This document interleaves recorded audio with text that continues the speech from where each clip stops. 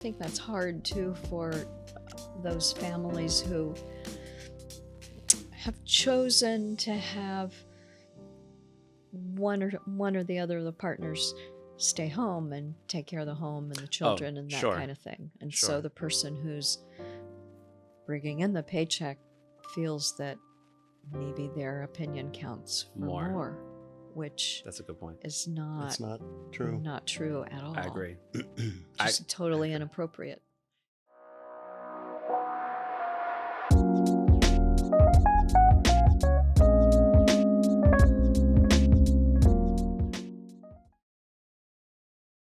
I think that's hard too for those families who have chosen to have one or the other of the partners stay home and take care of the home and the children and that sure. kind of thing. And Sure. so the person who's bringing in the paycheck feels that maybe their opinion counts for more, which That's a good point. is not It's not true. not true at all. I agree.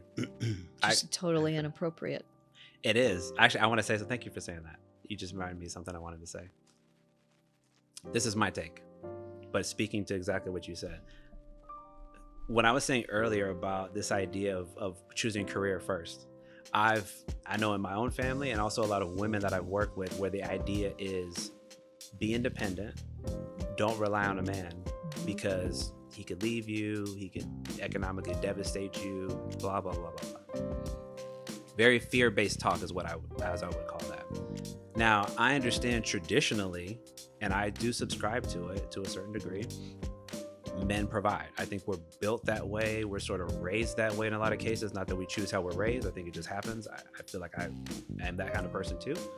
However, I'm not anti-women working and having their own sense of self, right? I think that's very important. Like we said earlier about having your own, I would just say identity outside of the relationship, not just I'm your wife, I'm your husband. But going back to the whole, what if one stays at home? And I actually have a client who's in the opposite situation. He wants to stay at home because his wife makes more money. And he used the term, what did he say? House spouse. Yes. Shout out to you for using that word. He said house spouse, gender neutral. So I was thinking about that. To me, if I had the opportunity, this is my thought, I would love to have my wife be at home with our children. Not exclusively where she cannot have another role, but knowing that that person is present, because exactly what you said earlier about your mom and just thinking about them being there and spending that time with you, because not to say dad couldn't do that too, that's why I brought up my client. If you need to flip it, cool. But I don't think that's a bad thing to say if a person wants to be at home, that's somehow minimizing them or minimizing their impact on the family. I would make the case to what I feel like you were trying to say. It's extremely valuable and it is equal in value for the fact that you're going to be home, because those of us that have raised children, you two clearly longer than I have, it's hard. So I have nothing but respect. And you doing that part allows me to do the other things that I'm doing, like go make the paycheck to bring home. But I think people get that confused and feel like, so that makes me better than you because I'm actually bringing in money, not valuing childcare, cost of childcare. And so they minimize the other person. So I think if we just took that part out of the equation, it could work, because then you would give that person equal say in decisions that the families are making. But I want to know what y'all think about it, because that's just my take.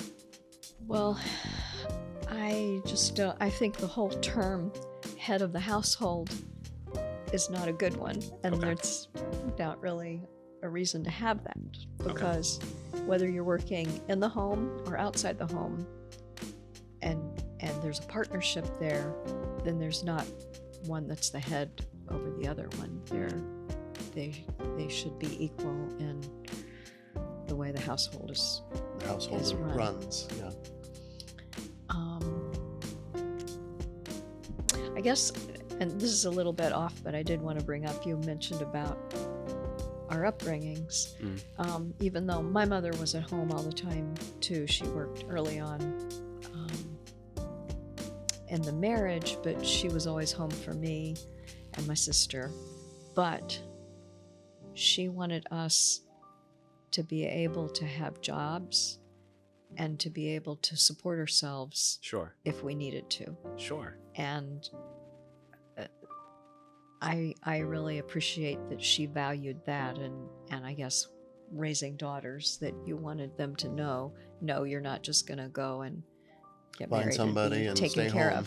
of. Right. No, which and I appreciate you saying that, and I think that's important, because I think that's a it's a talking point Mhm, that people use to say, like, we're not going back to the kitchen type of expression. mhm.